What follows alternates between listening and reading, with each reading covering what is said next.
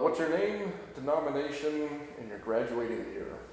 I'm Evan Fitzsimmons, ELCA, and graduating 2023. All right, if you had to quickly summarize, why did you choose LTSS?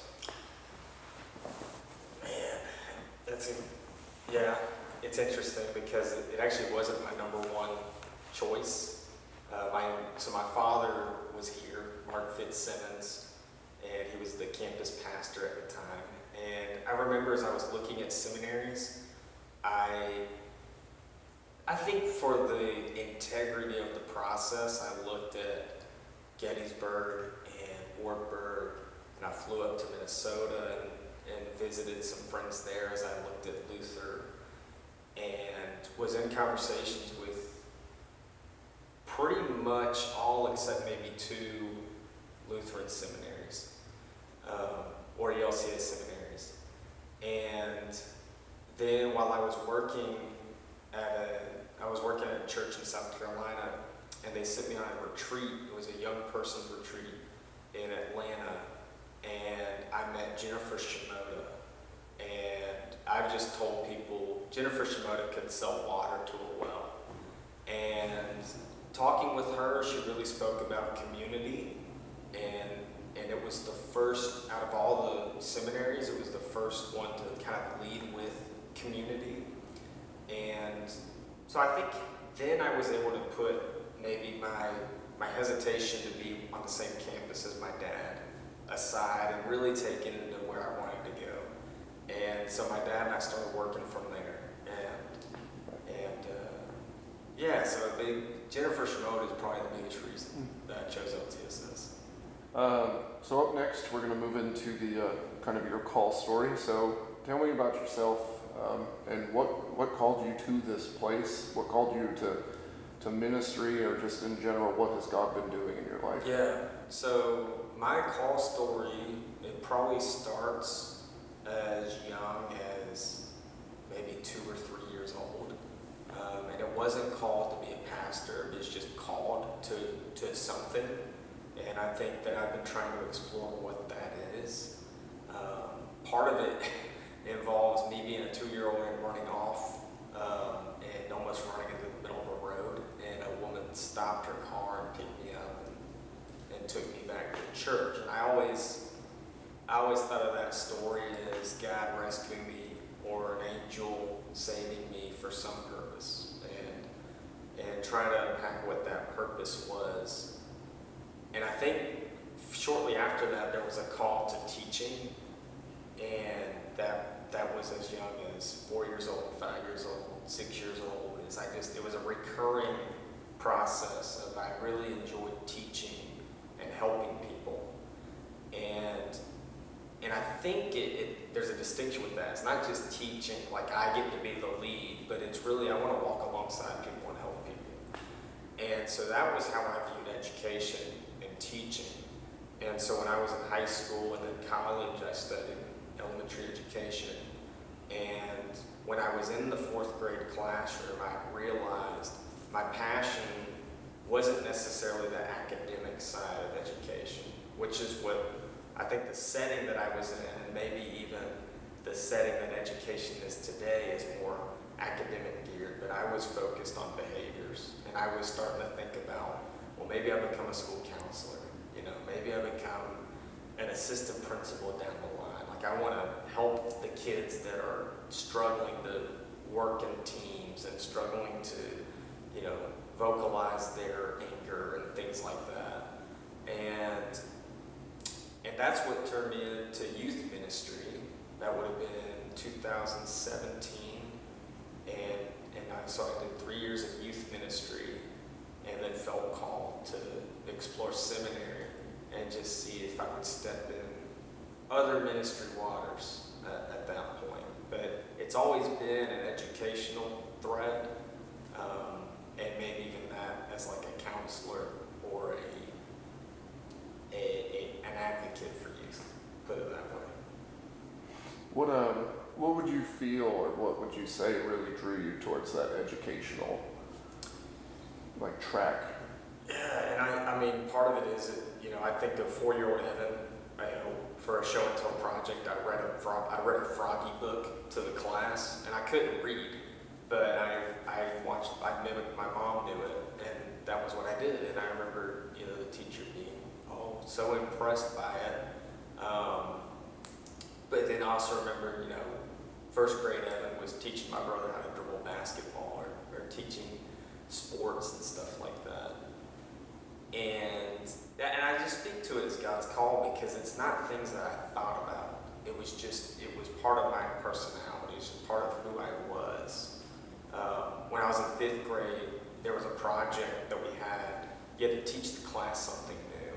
And I remember it was really cool because I learned all these things. Like one of the kids in the class, he brought a skateboard in and did different skateboard tricks. That was really cool. This one girl taught everyone how to dye hair. And I was spinning my wheels. What do I do? What am I going to teach the class? I don't know what to do.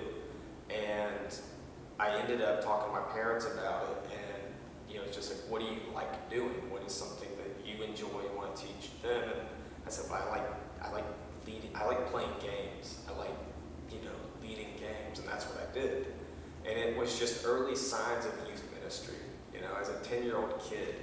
And it just, I don't know, it kind of hit that bone. It just resonated. It just clicked. And I don't know, I think that was always, there were just moments like that sprinkled throughout my life. And they continue to happen. That's just a part of where I feel God's called me to be. It's part of my gifts and who I am. Yeah.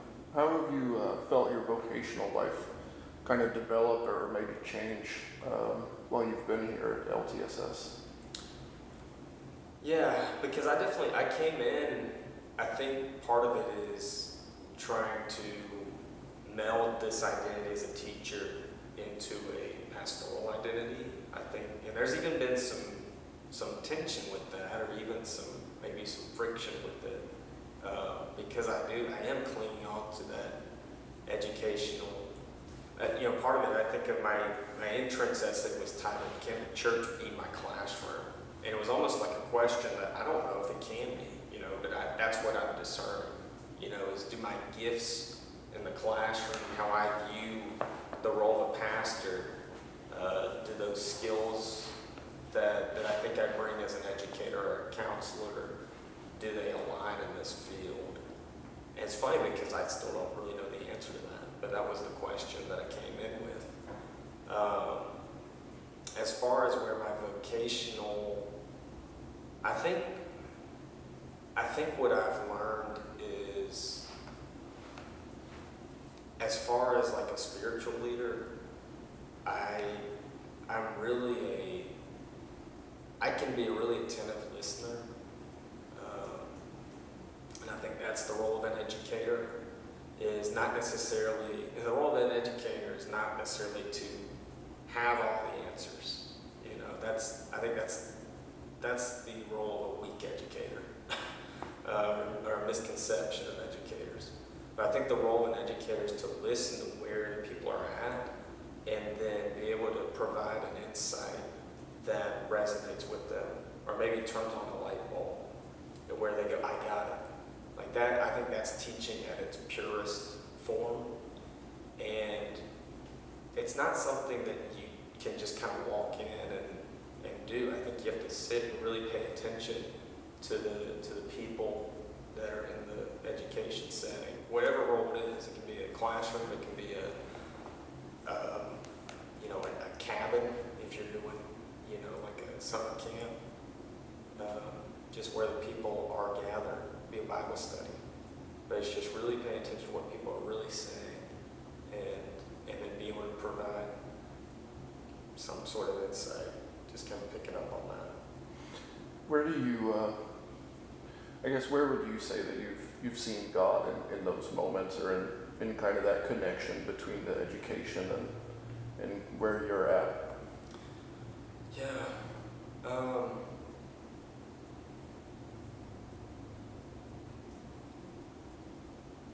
I think the simplest answer, I see God in stories.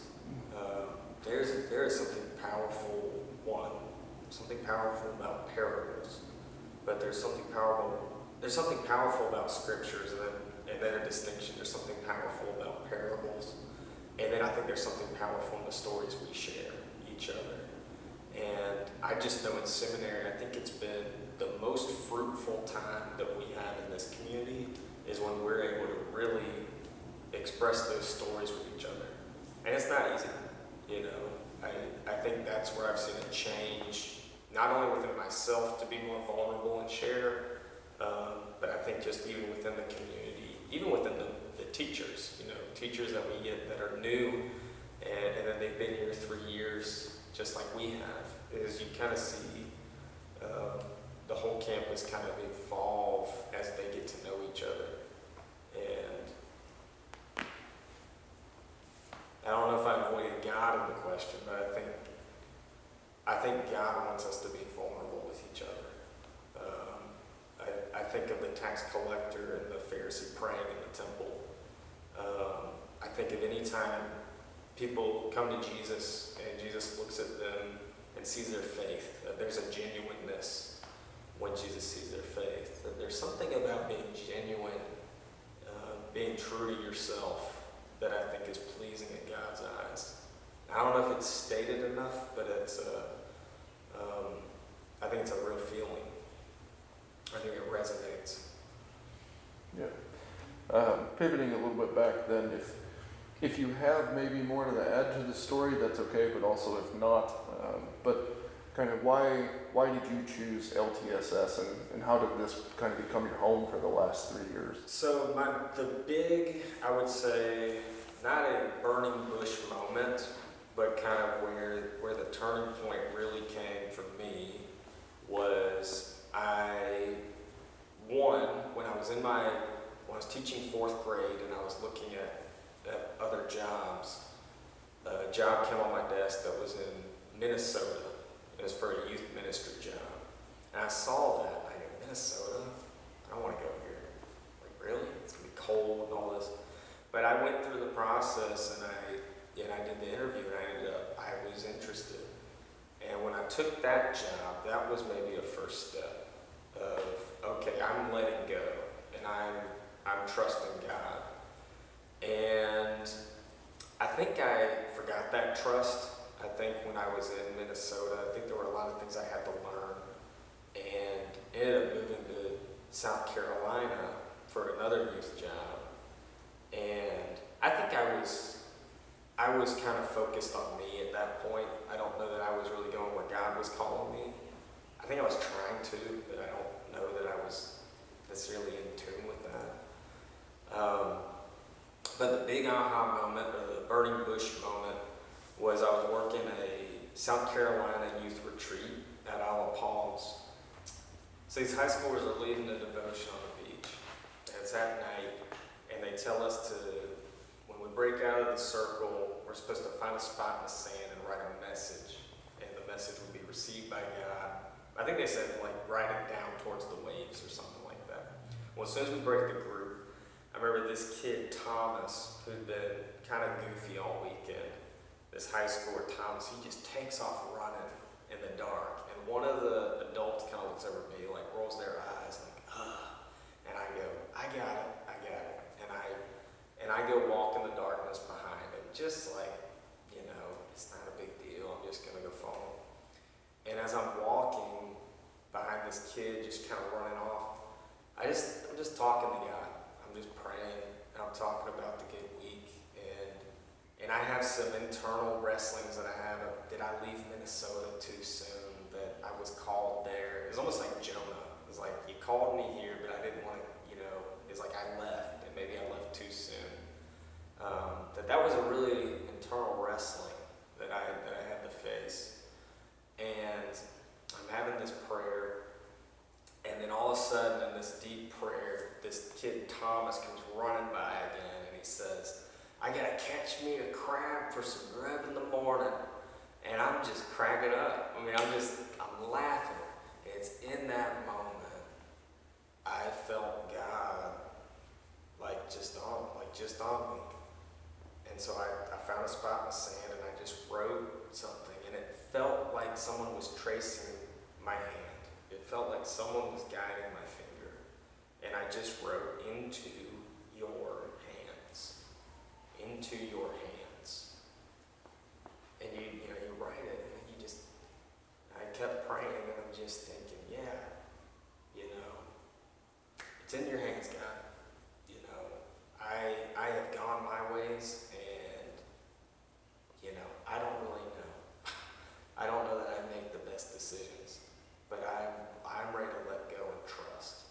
I think that was the moment. And I looked up, it was when a kid made me laugh. I think that's crucial, because I think of the adult that rolled their eyes and went, oh. And I don't know that that's God's call for the church. And that wasn't my experience with it. So there was something underneath all that was going on. And as I was kind of letting go, I've had this experience of church that I can be me, I can be free. And I think God allows us to do that. And now I feel called to let go and see what God's doing. And then within a few months, we got a new pastor at our church, and he was the one that just said, "Evan, do you want to go in the seminary?" And I'm like, "No," you know. But it was a let go moment. It's like, wow, should I do this? And where I probably thought about it before, like when I originally left teaching, I thought, do I go to seminary? And I said, no, I don't want to. So it was more of, it's not that I really wanted to come to seminary, it was just I really felt called to trust. I felt called to at least see it through. And so that I think that was the key point. Besides then, I guess, Jennifer and your father being here at LTSS, were there other things that drew you specifically here to Southern? I mean, it's in the South, it's near my house. You know, and it's funny because as soon as I told my dad that I was interested, he just was like, you know, he's on campus and he was like, oh, well, I think we can get a house if you want a room together. He's like, we don't have to, but, and it was really funny because I did go through the process of, like really taking in like where I wanted to go and not really caring about, it's not about my dad, it's not about what's close to home, it's where am I going to get this experience? And it was funny because as soon as Jennifer kind of sold me on it, I was pretty much all in. I was like, yep, this is where I'm going, and now let's make it happen. And it's funny because then I had to meet with my candidacy committee, and they had all these concerns about me living with my dad, and I had to basically say, I mean, you guys can like be sweating over here and curious about he's living with his dad. Like, we're good, you know. Like I'm telling you, like there was an integrity of the process that I went through, and we're gonna be fine, you know.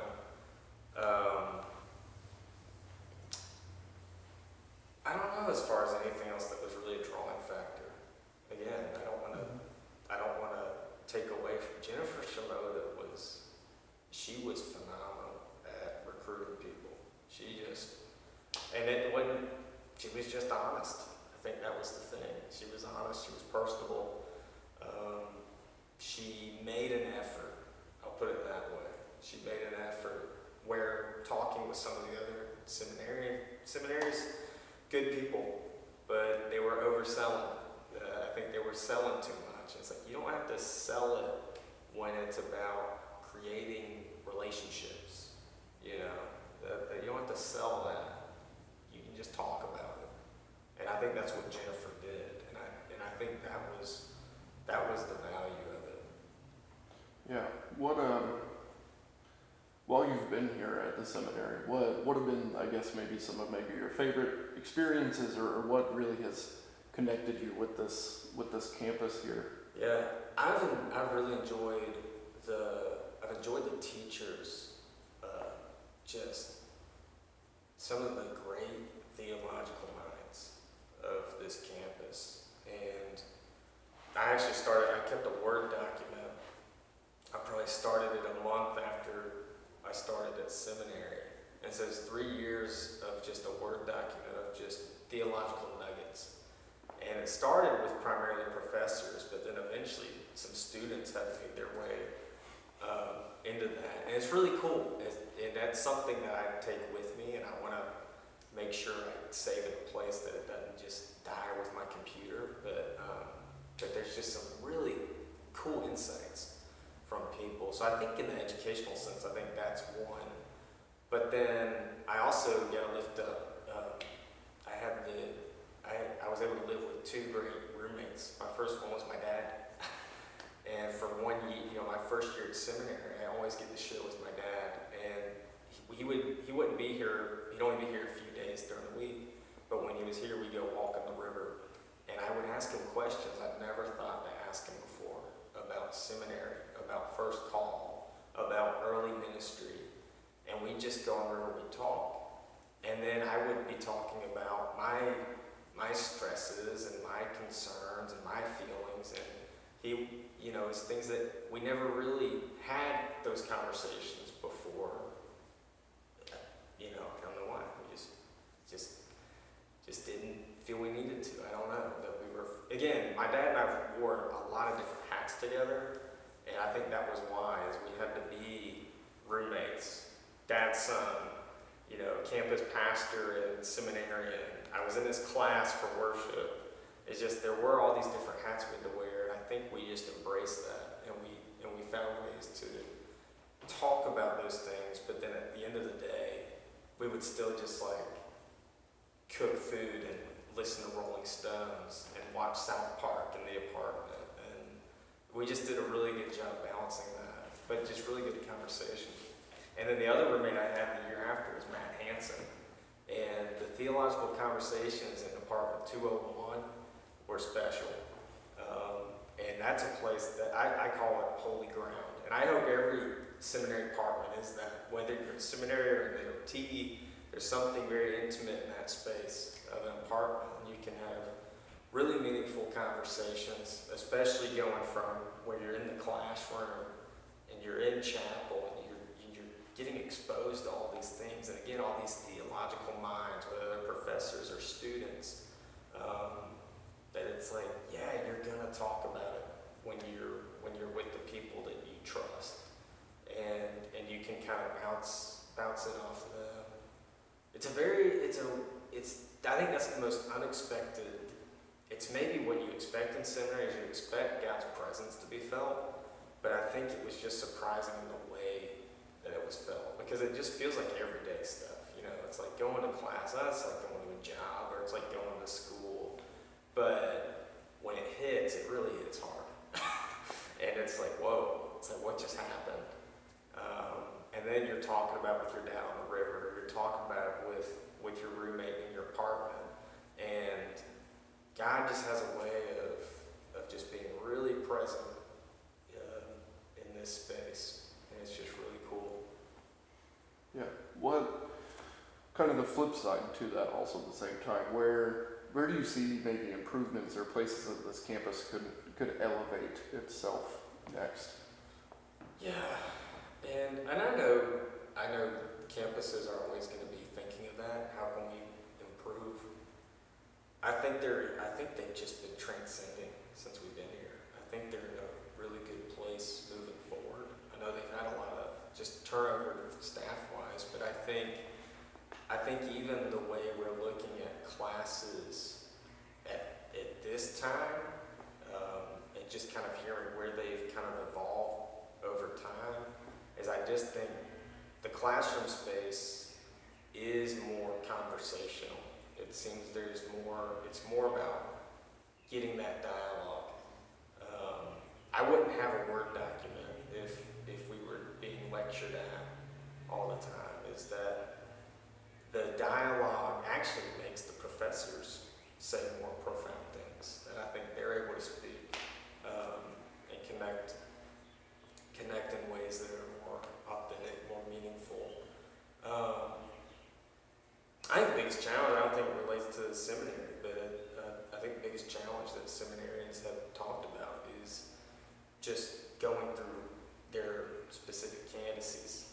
And if there's a way the seminary can support with that in a more purposeful way, I think maybe that could be helpful.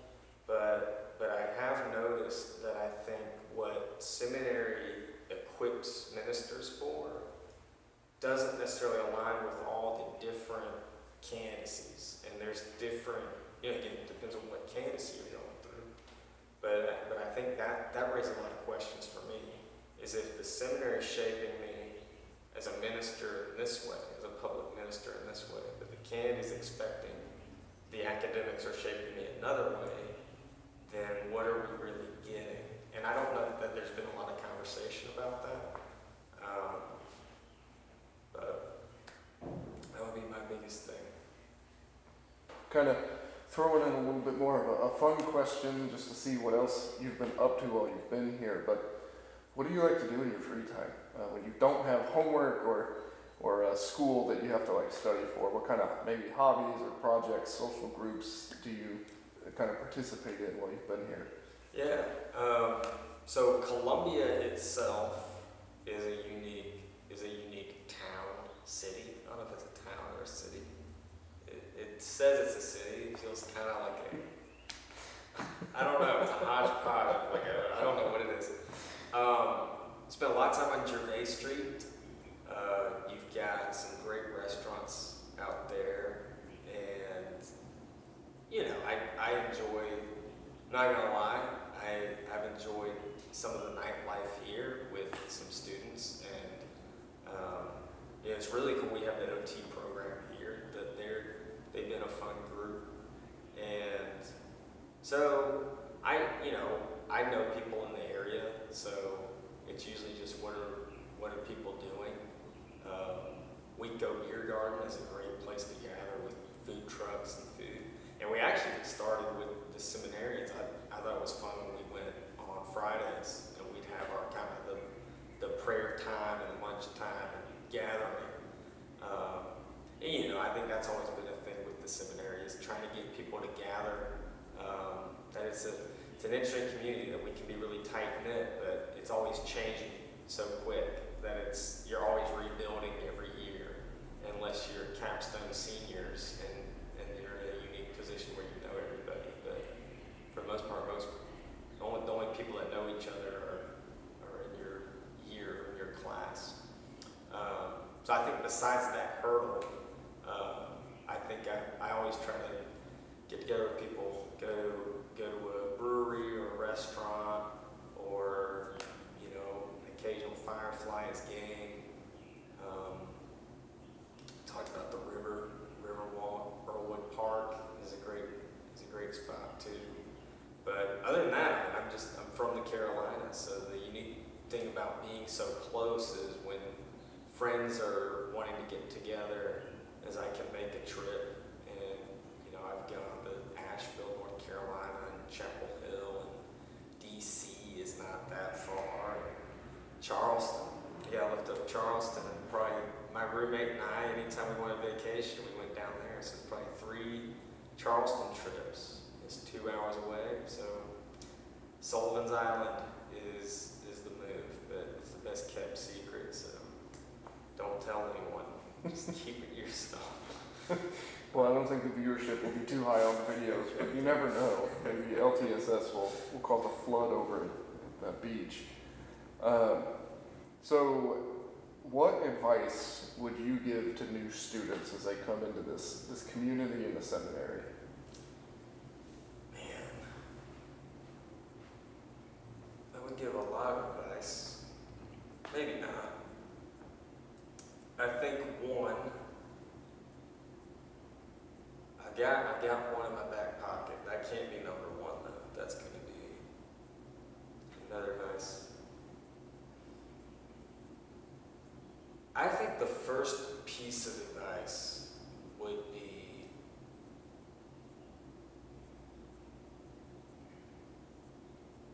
I'm trying to think how to say it. It ties into what I was speaking about with vulnerability. And it speaks to the Pharisee and the tax collector praying in the temple. And that's a parable Jesus told. There's a Pharisee and a tax collector. And the Pharisee says, God, thank you for giving me so many things, and I give 1/10 of my income, and thanks for not making me like this tax collector.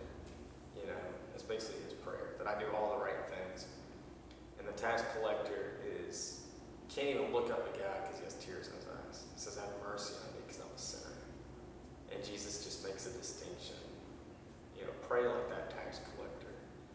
And I think there's a challenge within all of us in an academic setting. It's something I have to wrestle with myself, but I especially had to wrestle with it within my first year, is make sure that the seminary is creating disciples and not Pharisees.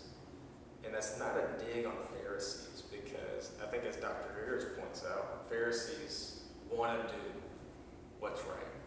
They want, the optimistic view on Pharisees is they want to follow God. They just may not be doing it by the right means. But I would lift up that distinction as you start seminaries, make sure that you're still wanting to follow God as a disciple. That it's not necessarily, I want to get all the right answers, because I think that leads to a dark place. But I think, and so there's a way to do that. And I think I'd say just wrestle with that. Just wrestle with how you do that. Requires a little bit of a humility. That's not easy. So I know that's one. So that's a long one advice, but I would just say focus on, how are you called to be a disciple first. I think the second one is actually another professor, Dr. Ginger Barfield. She said, I want my pastors to walk with people and walk with God. I want my pastors to walk with people. I want to know my pastor walks with people and walks with God. So it's while you're here, and that's probably where the community piece, there is a challenge with community. There's always going to be. Everyone's going to think we can solve community every year. You can't. Until you change the format, if you got pastors going on internship third year, it's going to always be an uphill challenge with community. Doesn't mean it's impossible. Just trying to name what it is. But just embrace that walking alongside people. With whatever community's here each year, it's going to change. But get to know those people. And again, it's about sharing our stories together and really walking together. And then the third piece of advice probably relates more to candidacy than it does the seminary. But if you ever find the seminary doing this, it'd just be a reminder, don't let people forget why you're called. Don't let people forget why you're called. There's a scene from Seabiscuit that I love, and it's a story about a racehorse, and they got him running around the track, and finally the trainer says, they got him so screwed up in the head, he's forgotten what it's like to be a horse. And they got him running around the track, that he's forgotten what it's like to be a horse. And finally they just take him out to a pasture, and they just ride as long as he goes. Ride him until he stops. Trying to remember kind of who the horse is. And that's my image, is I think sometimes, it's happened to me and it happens to other people, is you let, whether it's candidacy or an academic or, maybe the educational aspects of seminary, kind of makes you forget what God's call for you is. And so just take notice of that. If you put your faith in church instead of God, sadly it's going to fall short. If you put your faith in seminary over God, it's going to fall short. If you put your faith in candidacy over God, it's always going to fall short. So you want to make sure that you are leaning on God.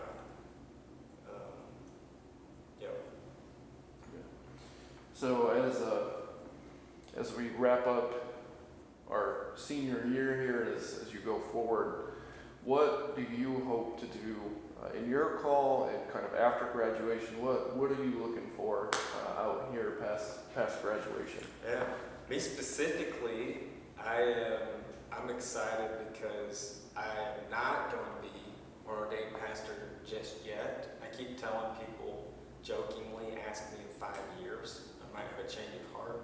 But no, I'm drawn back to youth ministry, and I really want to work under a pastor I can learn from.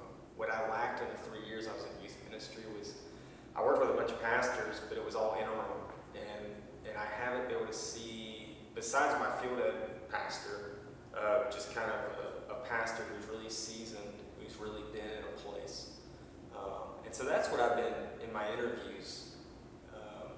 I've really been keeping a keen eye on who I would enjoy working with.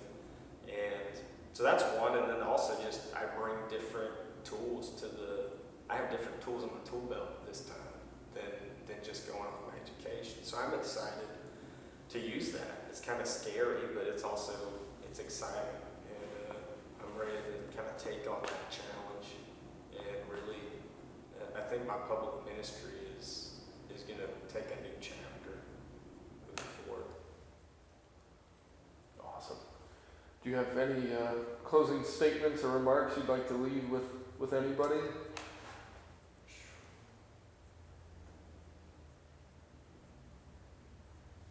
No, I think that's it. Perfect. Yeah. All right. Well, thank you so much for the session today. Yeah. Good deal.